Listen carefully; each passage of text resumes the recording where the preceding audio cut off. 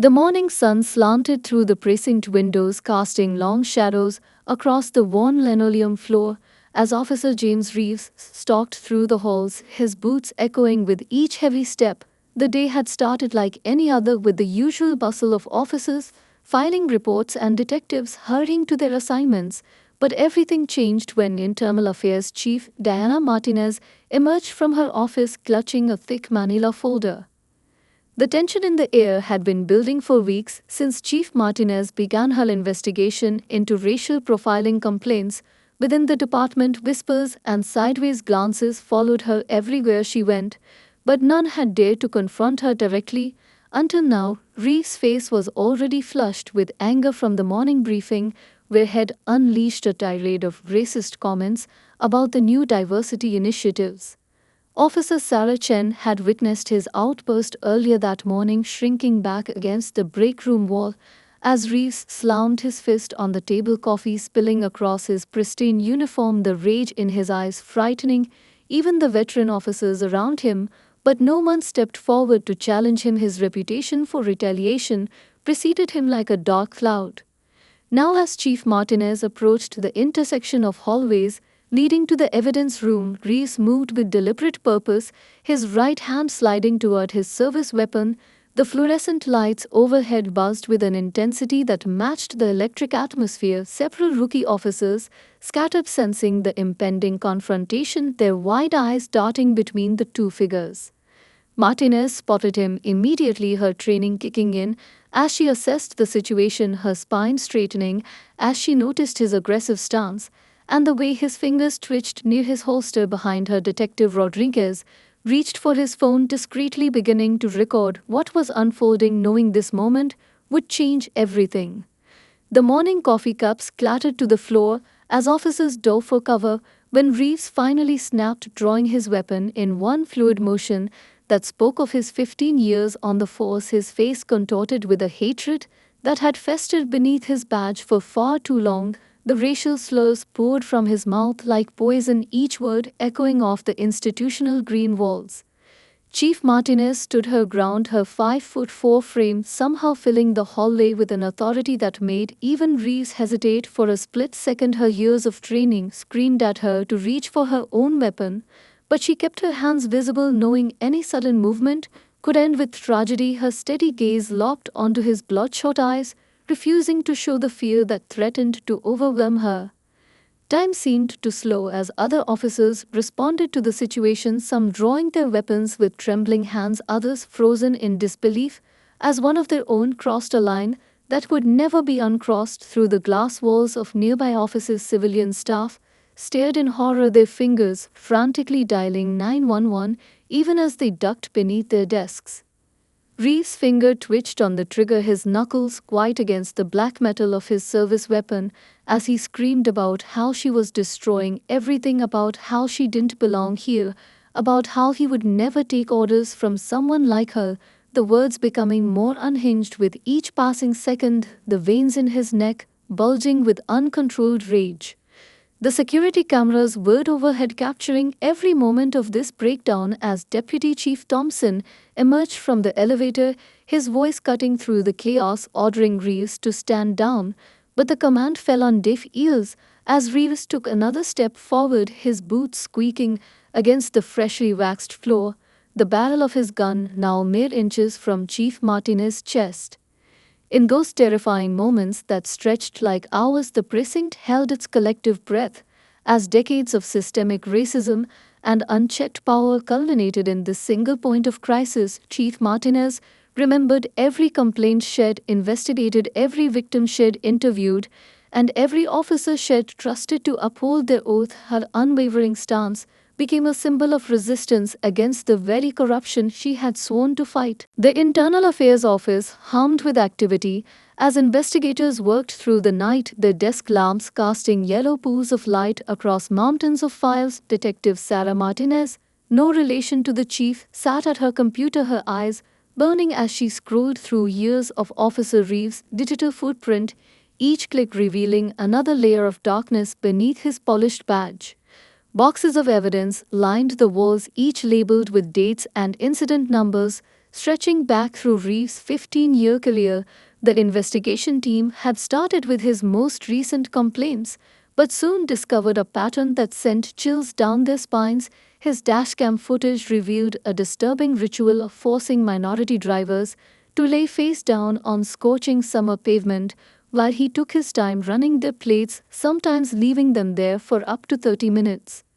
Detective Johnson viewed in another cart of files recovered from the records room, these ones dusty with age complaints that had somehow never made it to official review, buried under paperwork, or marked as resolved without investigation.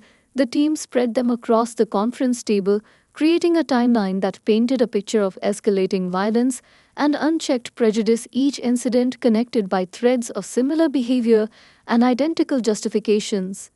On multiple computer screens, video footage played in endless loops, showing Reeves' interactions with civilians and fellow officers, his body cam mysteriously malfunctioning during crucial moments of arrests, while his dashboard camera captured shadows of violence that had gone unreported. His voice, on audio recordings, growing more confident, more brutal with each passing year as he realized no one would stop him.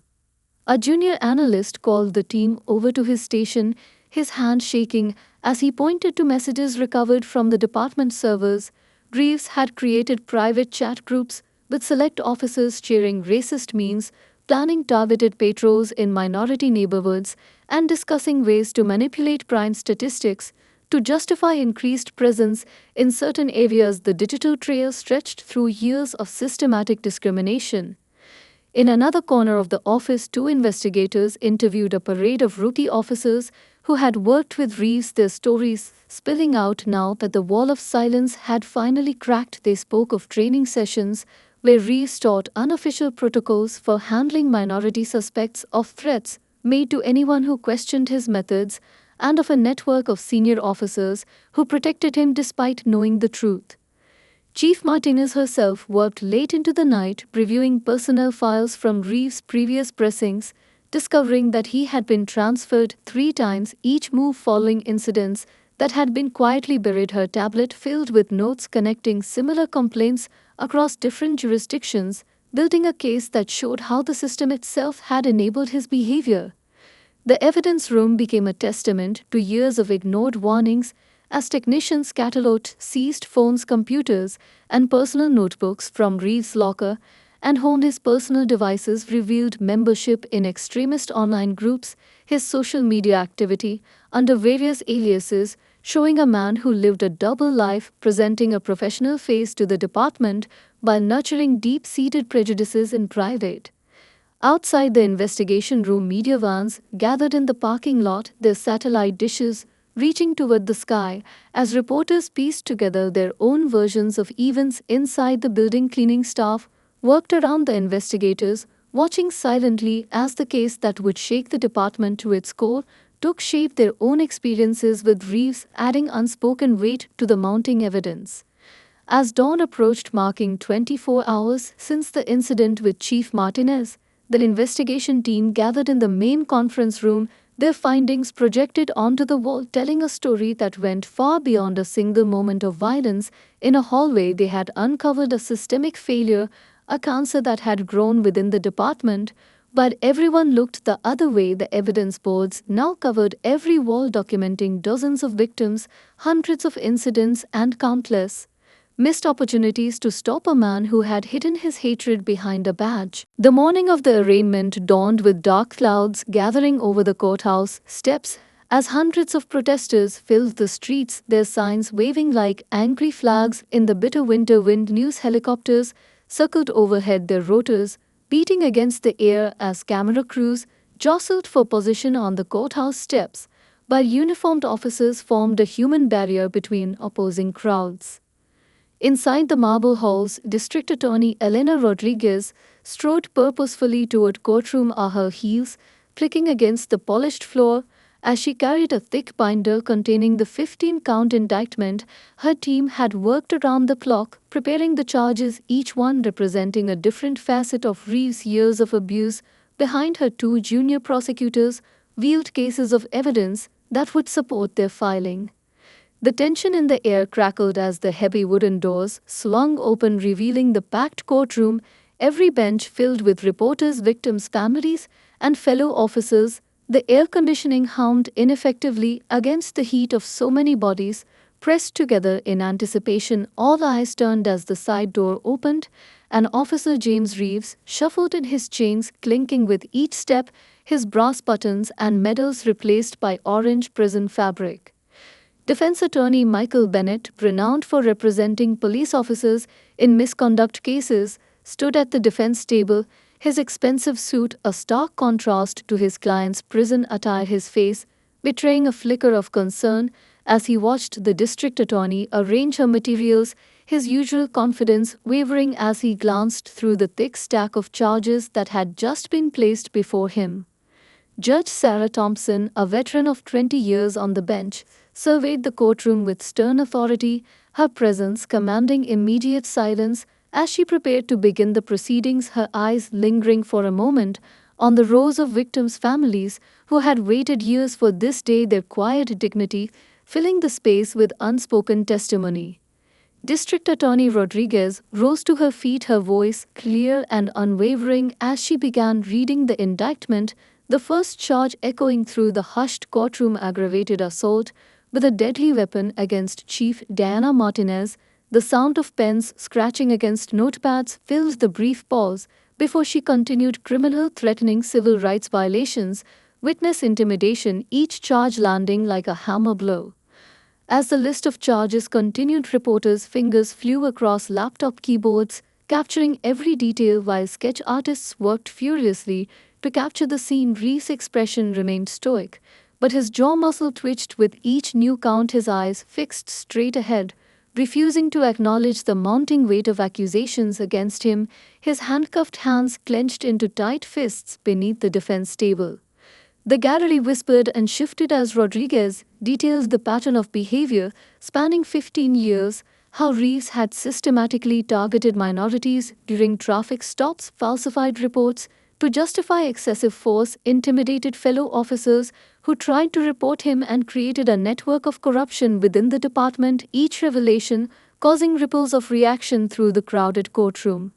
Behind the prosecutor's table sat Chief Martinez, her presence a silent testimony to the events that had finally brought Reeves' reign of terror to an end, her composed demeanor masking the emotional weight of seeing her attacker brought to justice, while providing strength to the other victims who had waited so long for this moment, their eyes fixed on the man who had abused his power for so many years.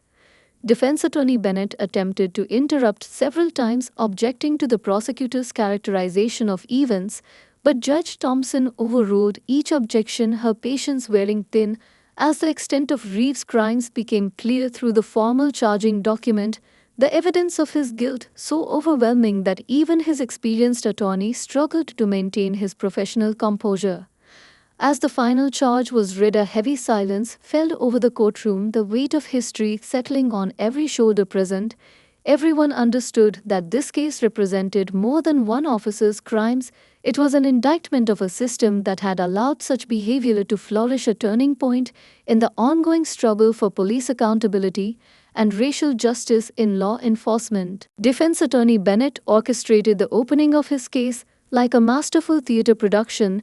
The courtroom lights seemed to dim as he called his first character witness, retired Marine Sergeant Jack Wilson, who strode to the stand in full dress uniform, his chest heavy with medals, as he began spinning tales of Reeves' heroic actions during their deployment together in Afghanistan, their unit caught under heavy fire, Reeves supposedly risking his life to save 3 wounded comrades.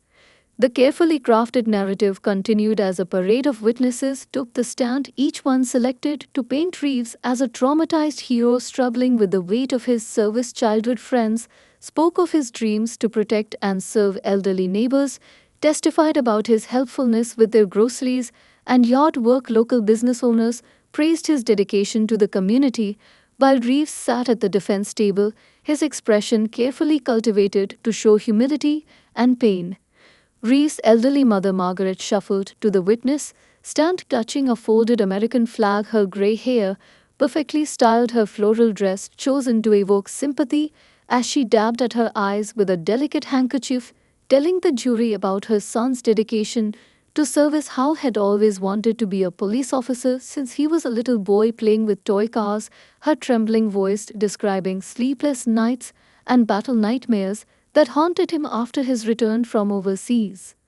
The defense team brought in Dr. Gregory Phillips, a prestigious psychiatrist who testified about PTSD and its effects on law enforcement officers. His credentials impressive, his manner authoritative as he explained how trauma could manifest in unexpected ways, suggesting that the incident with Chief Martinez was not racially motivated, but rather a trauma response triggered by perceived threats. Bennett nodded encouragingly as the doctor built his case for diminished capacity.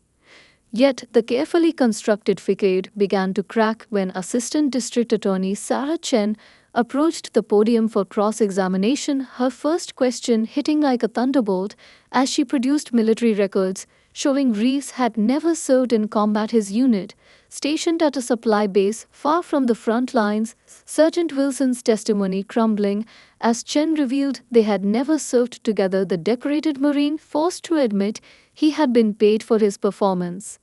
The unraveling continued as Chen methodically dismantled each witness testimony, revealing the childhood friends had lost touch with Reeves decades ago.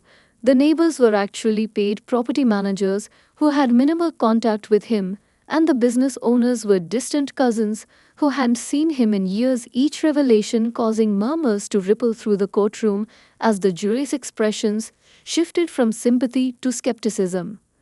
Duff Phillips' reputation imploded under Chen's relentless questioning as she produced evidence that he had never actually examined Reeves, his diagnosis based solely on conversations with the defense team. The prestigious psychiatrist squirming in his seat as Chen reviewed a history of providing favorable testimony for generous fees, his credibility dissolving with each documented instance of professional misconduct. The final blow came when Chen played audio recordings of Reeves' phone calls from jail conversations that showed no signs of trauma or distress, but rather revealed calculated discussions about manipulating witness testimony and creating a sympathetic narrative, his voice clear and strategic as he coached his mother on what to say, how to cry at the right moments, and which details to emphasize to sway the jury. As the defense case collapsed, Bennett attempted to redirect attention to Reeves' supposed community service, but even this effort backfired when prosecution evidence revealed these activities were court-mandated following previous misconduct allegations. The charitable works merely a cover for years of discriminatory behavior behind the badge, each supposed good deed now casting darker shadows across Reeves' character. The jury watched intently as the defense strategy unraveled thread by thread, their initial sympathy turning to disgust as the depth of deception became clear. Even Reeves' composure finally cracked, his jaw clenching, his fingers drumming anxiously on the defense table as his carefully constructed story of trauma and heroism dissolved into a reveal of manipulation and lies, leaving his attorney scrambling to salvage what remained of their case. Chief Diana Martinez took measured steps toward the witness stand, her crisp blue uniform adorned with the gold badge that represented everything she had fought to achieve in her 20-year career. Her shoulders straight despite the weight of responsibility resting upon them. As she raised her right hand to take the oath, the packed courtroom fell into absolute silence, every eye fixed upon the woman who had stared down the barrel of Reeves' gun. District Attorney Rodriguez approached her star witness with careful precision, establishing Martinez's credentials, her rise through the ranks, her appointment as the first Hispanic woman to lead internal affairs, and finally the events that led to that fateful morning. Martinez's voice remained steady as she described the mounting evidence against Reeves that her team had uncovered, the pattern of racial profiling, the complaints that had been buried, the witnesses who had been silenced. The testimony shifted to the confrontation itself. Martinez described how the morning air had felt charged with electricity, how the fluorescent lights had cast harsh shadows across Reeves' face as he approached her in the hallway, her training kicking in as she noticed his hand moving toward his weapon, the racial slurs he screamed, echoing off the walls, each word dripping with years of pent-up hatred, as he drew his service weapon and aimed it at her chest. Behind the prosecution table, junior attorneys viewed in a large screen as Rodriguez began presenting the evidence, starting with security camera footage from multiple angles, showing Reeves' aggressive approach, the terror on bystanders' faces as they scattered for cover, the way he blocked Martinez's escape route by shouting racial epithets, the video playing in complete silence, allowing the visual impact to burn itself into the jury's minds. The evidence mounted as Rodriguez produced Reeves' text messages recovered from his phone conversations with other officers, revealing his deep-seated prejudices, his plans to sabotage minority officers' careers, his strategic targeting of certain neighborhoods. The messages accompanied by racist memes and slurs that made several jurors visibly recoil their faces, reflecting disgust as the truth of his character emerged in his own words. Dashcam footage began to play, showing a disturbing pattern of behavior. Reeves' cruel laughter caught on microphone as he forced minority drivers to lie face down on scorching pavement, his casual conversations with backup officers revealing coded language they used to target specific racial groups, the videos punctuated by statistics showing how Reeves' traffic stops disproportionately affected minorities in his patrol area. Social media posts from Reeves' various anonymous accounts appeared on the screen, each one more damning than the last. His membership in racist online groups, his comments advocating violence against minorities, his careful cultivation of a public image that hid his true beliefs, the evidence stretching back years, showing a man who had deliberately used his badge to enforce his twisted worldview.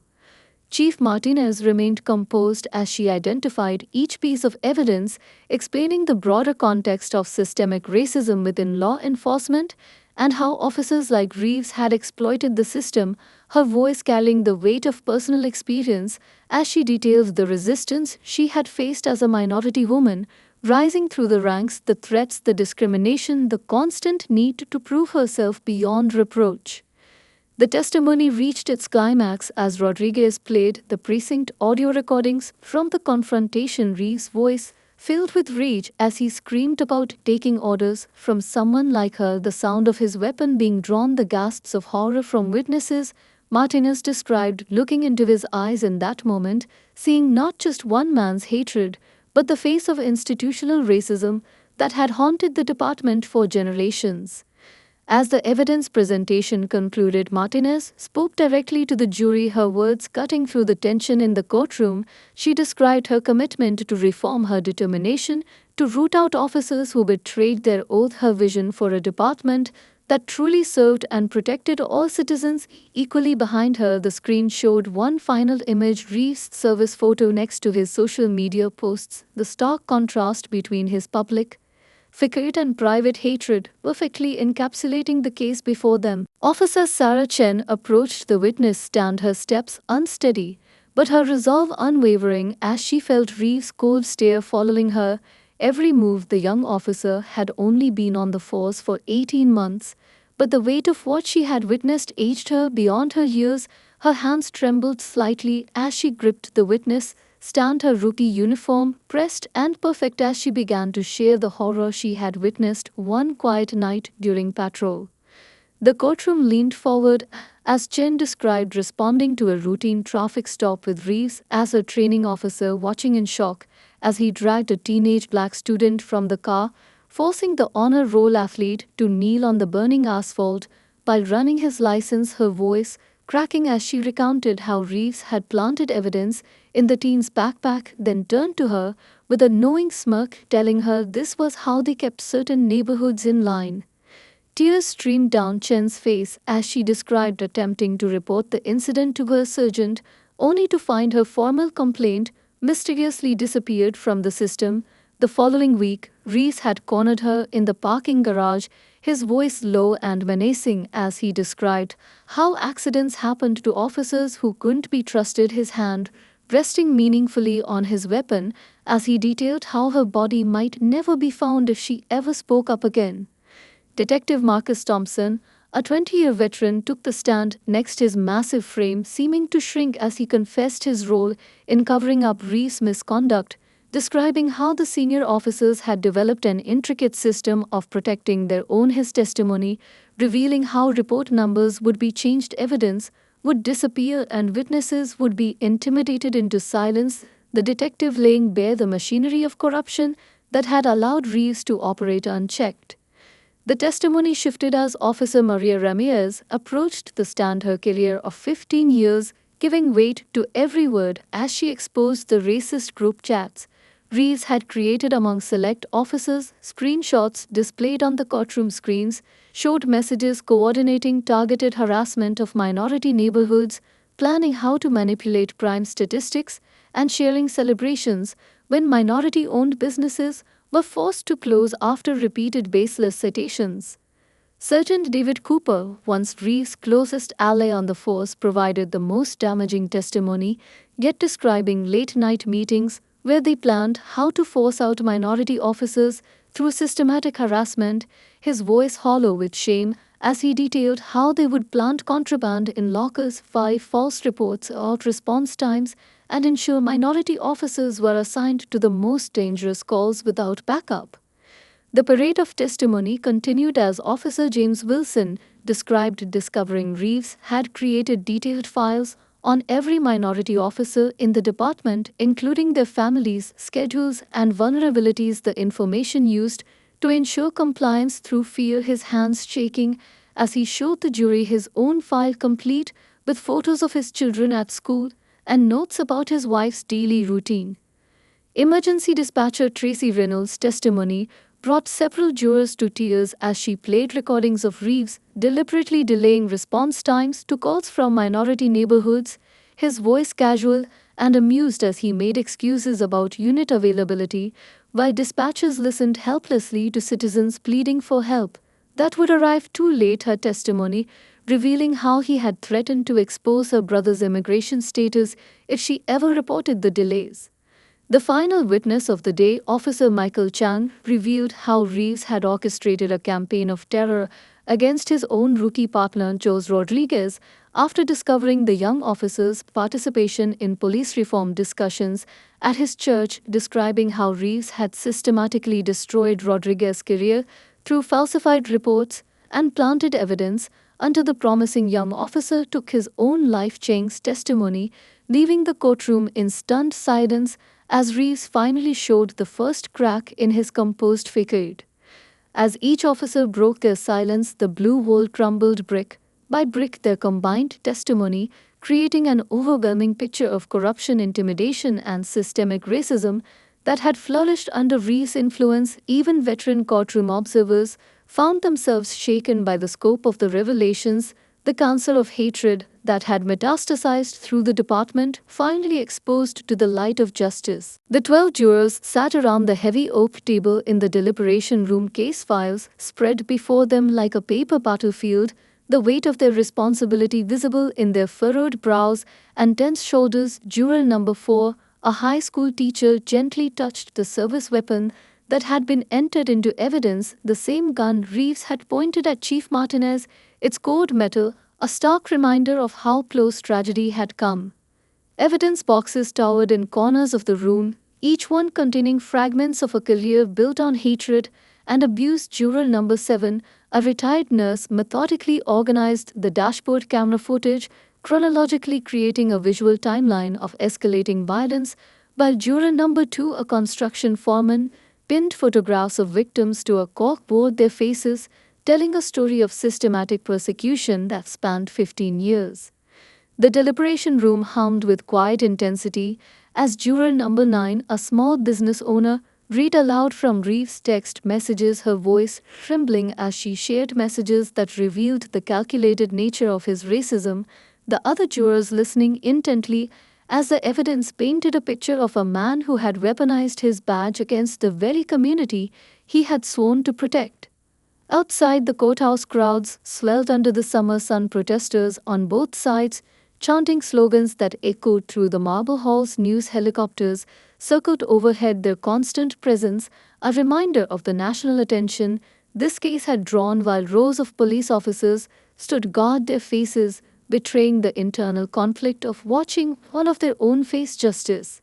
Inside the hotel where the jury had been sequestered, security teams patrolled the corridors, protecting them from any potential interference. Their isolation allowing them to focus solely on the mountain of evidence before them. Juror number 11, a software engineer, created a detailed spreadsheet tracking every incident, every complaint, every buried report, building a database that revealed the true scope of Reeves' corruption. The jury forewoman Angela Davis, a civil rights attorney turned small claims court judge, led the discussions with measured precision, ensuring every piece of evidence was examined from all angles. Her experience helping to guide their deliberations through the complex web of charges, each count requiring careful consideration of intent, evidence, and impact. Late into the second night, juror number 5, a grocery store manager, broke down in tears after reviewing Officer Chen's testimony about the threatened teenager, the emotional weight of the case finally overwhelming her professional detachment. The other jurors pausing their discussions to acknowledge the human cost of the corruption they were tasked with judging. As dawn broke on the third day, the jury gathered around a timeline they had created spanning the walls of the deliberation room, sticky notes marking key events, witness statements, and evidence markers, creating a visual representation of how one officer's hatred had poisoned an entire department, the pattern becoming clearer with each connection they drew. The pressure mounted as they moved through each charge, analyzing the elements of every crime, comparing witness testimonies against physical evidence, checking bodycam footage against official reports. Their discussions intense, but focused as they worked to ensure their verdict would withstand any appeal, their determination to get it right outweighing their exhaustion. In the courthouse plaza, television crews prepared for another day of coverage. Legal experts debated possible outcomes on live broadcasts, while social media exploded with hashtags demanding justice. Inside the deliberation room, the jury remained insulated from the public frenzy, their focus solely on the evidence before them and the responsibility they carried. As the afternoon of the third day drew to a close, the jury finally reached the moment of decision, each member taking turns to voice their conclusions, their faces grave with the knowledge that their verdict would send ripples through law enforcement agencies across the country. Juror Davis watched as hands raised one by one, the unanimous decision reached after 72 hours of careful deliberation. The bailiff knocked softly on the door as the jury forewoman pressed the buzzer, signaling they had reached their verdict, the weight of history settling over the room as they gathered their notes and straightened their clothes, preparing to deliver a decision that would become a landmark in the fight against police corruption and systemic racism. The courthouse fell into an eerie silence as the jury filed into the courtroom, their faces masks of solemnity. After 3 days of deliberation, the tension in the air so thick it seemed to steal the breath from every observer. Chief Martinez sat perfectly still in the front row, her hands clasped tightly in her lap, while behind her rows of victims' families leaned forward, their years of waiting about to end. Judge Thompson surveyed the packed courtroom, her years of experience unable to fully prepare her for the historical weight of this moment. News artists sketched, frantically capturing the scene for posterity as the jury forewoman Angela Davis stood, her spine straight, her voice unwavering as she prepared to deliver the verdict that would send shockwaves through law enforcement across the nation. Reeves sat at the defense table, his previously impenetrable facade beginning to crack, small beads of sweat forming on his forehead, his attorney Michael Bennett shuffling papers nervously beside him, the tough exterior of the decorated officer crumbling as Davis unfolded the verdict sheet, her hands steady despite the gravity of what she was about to read. The first guilty verdict thundered through the courtroom: aggravated assault with a deadly weapon against Chief Martinez. Reeves' jaw twitched almost imperceptibly as Davis continued reading: civil rights violations, guilty criminal, threatening, guilty witness, intimidation, guilty. Each charge met with the same damning word, the list seeming endless as 15 years of unchecked racism and abuse finally faced justice.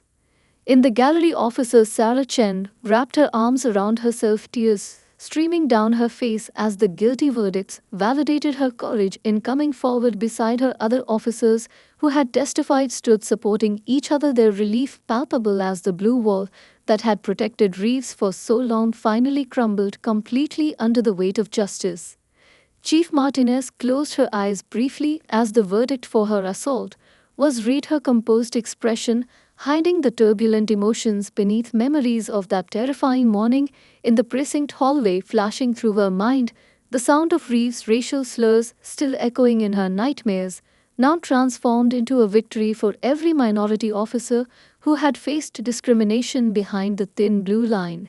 Gasps rippled through the courtroom as Davis read guilty verdicts for the most serious charges: the systematic targeting of minority citizens, the orchestrated harassment of fellow officers, the deliberate manipulation of evidence, each count building upon the last, creating an overwhelming picture of corruption that had finally been exposed to the light of justice. Reeves' previously stoic demeanor shattered as the weight of the verdicts crashed down upon him, his hands beginning to shake, his face growing pale as he realized the full extent of his downfall. Behind him, his elderly mother sobbed quietly into her handkerchief, while his former colleagues watched with mixed expressions of disgust and relief, their own complicity in his actions weighing heavily on their consciences. The victims' families clutched each other, their tears of relief and vindication flowing freely as Davis continued reading, some holding photographs of loved ones who had suffered under Reeves' abuse, their long fight for justice finally bearing fruit as verdict after verdict confirmed what they had known all along, their truthful accounts of discrimination and violence finally acknowledged and validated.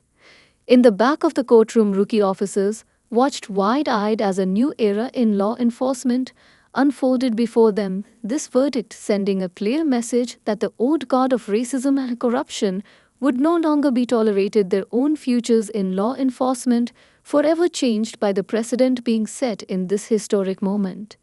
The final guilty verdict echoed through the courthouse like a bell tolling the end of an era, Judge Thompson maintaining perfect composure as she thanked the jury for their service, while outside the crowds erupted in celebration, the news spreading like wildfire through social media and news broadcasts around the country, a powerful message that no badge could shield corruption forever. As Reeves was led away in handcuffs, his shoulders slumped in defeat, Chief Martinez stood tall, surrounded by her fellow officers and the families of victims, their combined strength having finally brought down a symbol of systemic racism within law enforcement, the verdict marking not just the end of one officer's reign of terror, but the beginning of a new chapter in police accountability. Judge William Henderson removed his wire-rimmed glasses, placing them deliberately on the bench before him, his 30 years of experience evident in the gravity of his expression as he prepared to deliver the sentence that would resonate through police departments across the nation. The morning sunlight streaming through the high windows cast long shadows across the courtroom as he began his final address. The judge spoke with measured precision, his voice carrying to every corner of the packed courthouse as he methodically outlined the devastation Reeves had wrought during his 15-year reign of terror. Each incident, each victim, each abuse of power carefully documented in the thick sentencing report that lay before him, the evidence painting a portrait of a man who had twisted his badge into a weapon of hatred. Reeves stood rigidly at attention, his orange jumpsuit a stark contrast to the crisp uniforms he once wore with such arrogance, his eyes fixed straight ahead, as Judge Henderson recounted how he had systematically targeted minorities, falsified evidence, intimidated witnesses, and corrupted fellow officers, the litany of crimes seeming endless as the judge referenced testimony after damning testimony.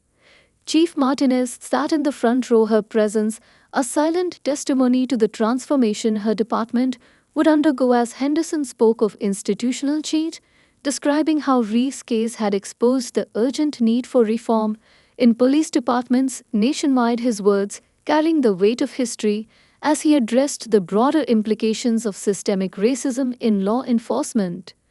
The judge paused, his gaze sweeping across the courtroom before focusing intently on Reeves as he began addressing the former officer directly, his voice taking on an edge of steel as he condemned not just the individual acts of violence and discrimination, but the betrayal of the sacred trust placed in law enforcement officers, the violation of the very oath Reeves had sworn to uphold.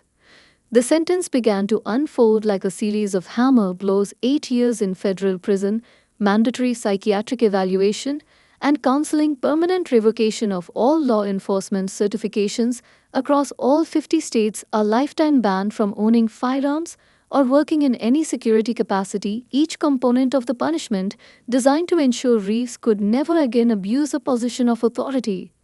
Henderson continued unveiling innovative aspects of the sentence, requiring Reeves to participate in a groundbreaking restorative justice program, where he would face his victims in supervised sessions, hearing first-hand accounts of how his actions had destroyed lives, shattered families, and traumatized entire communities. The program designed to force him to confront the human cost of his hatred. The judge ordered the creation of a public record documenting every detail of Reeves' crimes, his case to be used as a teaching tool in police academies nationwide, a cautionary tale of how power unchecked by accountability could corrupt and destroy the judge, emphasizing that future generations of officers must learn from this dark chapter in law enforcement history.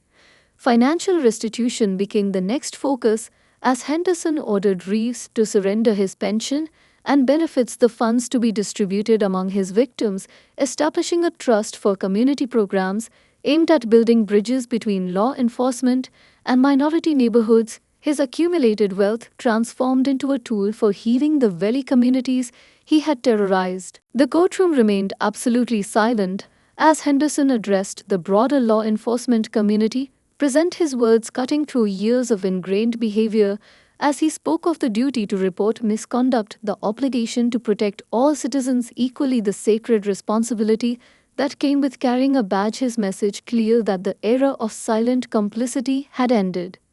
Chief Martinez straightened in her seat as the judge acknowledged her role in bringing Reeves to justice, commending her courage in standing against institutional racism while announcing the establishment of a new oversight committee bearing her name, dedicated to investigating and preventing discriminatory practices in law enforcement, her legacy of reform ensuring lasting change.